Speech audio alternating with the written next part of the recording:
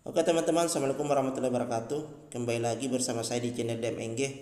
Oke ya, kita lanjut lagi eh, belajar terkait masalah tips penemuan video ya. Di pembahasan sebelumnya kita sudah membahas eh, terkait masalah jenis video yang disukai oleh sistem YouTube.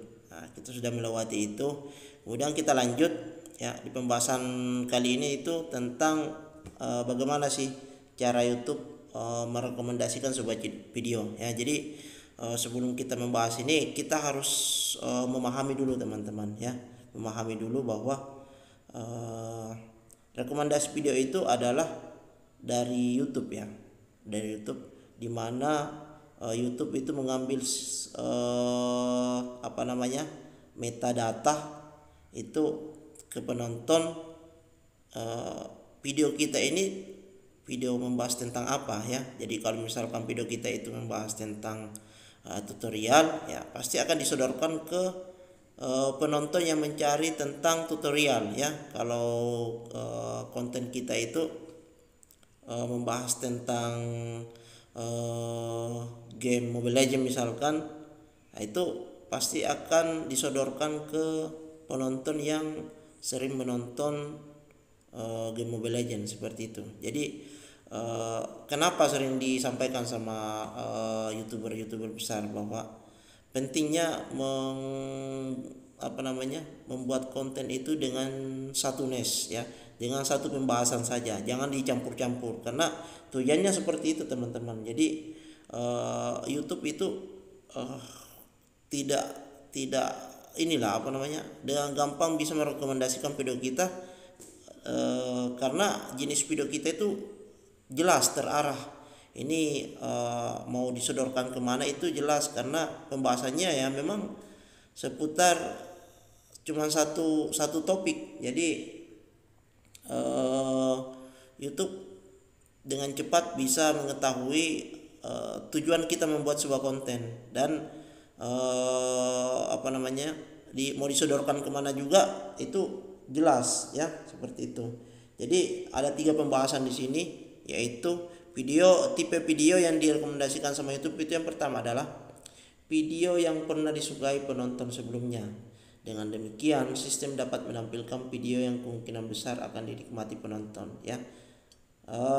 Ya itu ya teman-teman, video yang pernah disukai penonton sebelumnya ya. Jadi video kita ini membahas apa sih sebetulnya ya? Membahas kalau misalkan video kita itu membahas tentang game ya, game Mobile Legend itu pasti YouTube itu kan merekomendasikan video kita itu ke orang yang pernah menonton tentang game Mobile Legend tersebut, ataukah misalkan tentang highlight sepak bola misalkan ya.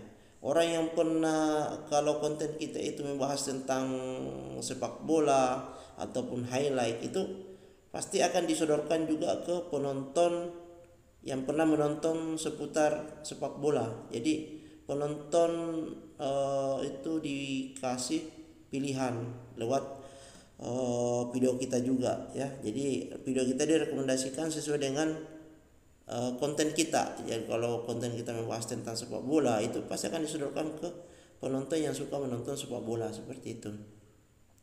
Kemudian lanjut video yang sering ditonton bersama selanjutnya sistem dapat mengidentifikasi video yang kemungkinan akan ditonton oleh penonton tetapi belum pernah dilihat olehnya ya.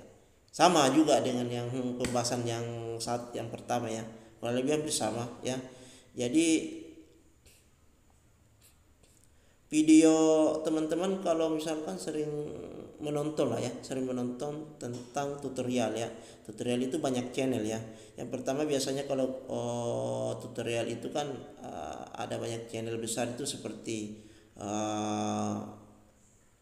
Denjisi, kemudian ada Mas Timon Adioso, kemudian yang baru-baru viral lagi ini ada instant tutorial, ada juga Sonavlog. Itu kategori video-video channel yang membahas tentang tutorial ya.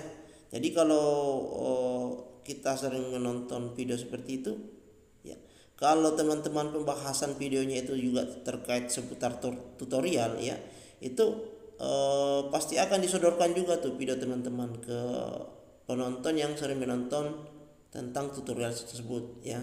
Sama juga kalau misalkan channel kalian itu channel tentang membahas tentang mancing ya, itu orang yang pernah menonton channel-channel seperti kayak apalah ya, kayak Gondrong Labanan ya, contohnya seperti itu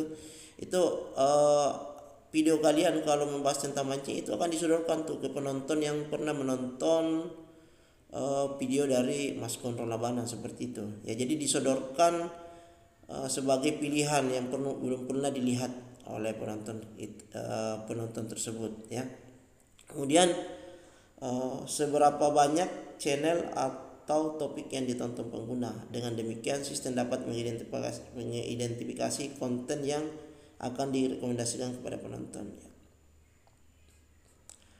Seberapa sering ya sebuah channel ya, kita ini sebagai penonton ya, kita sering menonton terkait masalah yang saya bilang tadi, tutorial misalkan ya, itu YouTube akan membaca bahwa kita ini pasti akan mencari sukanya tentang tutorial ya, maka YouTube akan dengan mudah mengidentifikasi bahwa kita ini pasti akan disodori terus tuh di beranda kita, akan setiap kita scroll ada lagi seputar tutorial ya, banyak channel yang disodorkan ke kita ya, seperti itu. Jadi rekomendasi itu sebenarnya seberapa pertama itu tipe channel kita itu membahas tentang apa ya, jadi jelas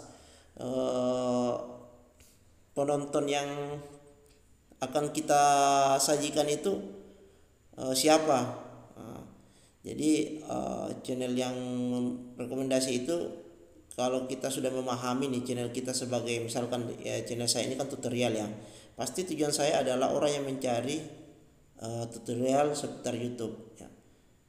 Jadi saya sudah jelas tuh pangsa pasarnya, mau menyajikan ke siapa. Sisa kita mengoptimalkan ya. Yang pertama kan video kita direkomendasikan itu akan muncul di beranda orang ya. Jadi pada saat muncul di beranda orang yang pertama lihat channel kita itu pasti adalah thumbnailnya ya. Thumbnailnya karena belum dikenali, kalau thumbnail kita menarik ya, pasti akan diklik, sehingga rasio jam tayangnya itu akan tinggi ya, CTR-nya ya, klik tayangnya. Jadi teman-teman bisa melihat di di analitik tentang ada yang namanya tayangan dan penayangan. Kalau tayangan itu muncul di beranda orang ya, itu channel kita itu atau video kita itu sudah direkomendasikan. Tapi ada lagi yang namanya penayangan. Kalau penayangan itu dia yang diklik sama penonton. Jadi penayangan itu hasil dari tayangan thumbnail kita di beranda orang. Jadi kalau thumbnail kita menarik, tampilannya bagus dan menimbulkan kesan penasaran ke penonton, pasti akan diklik penonton, maka akan jadi penayangan ya, seperti itu. Jadi kemudian juga pada saat diklik akan ditonton, kalau memang bermanfaat pasti orang akan berlama-lama menonton video kita. Sehingga terbentuk algoritma bahwa channel kita itu kalau memang sering di CTR-nya tinggi, kemudian durasi tontonnya tinggi, maka menjadi tipe channel yang akan direkomendasikan terus karena secara performa bagus ya, seperti itu. Jadi untuk masalah pembahasan kedua kali ini itu tentang tips penerimaan video itu, mungkin itu dulu yang bisa saya bahas ya. Selanjutnya di pembahasan berikutnya itu bagaimana sistem YouTube mengamati performa video ya. Mudah-mudahan apa yang saya sampaikan pada pertemuan kali ini bisa dimengerti dan bisa dipahami oleh teman-teman ya, dan bisa diterapkan nantinya ya. Dan saya akhiri, assalamualaikum warahmatullahi wabarakatuh.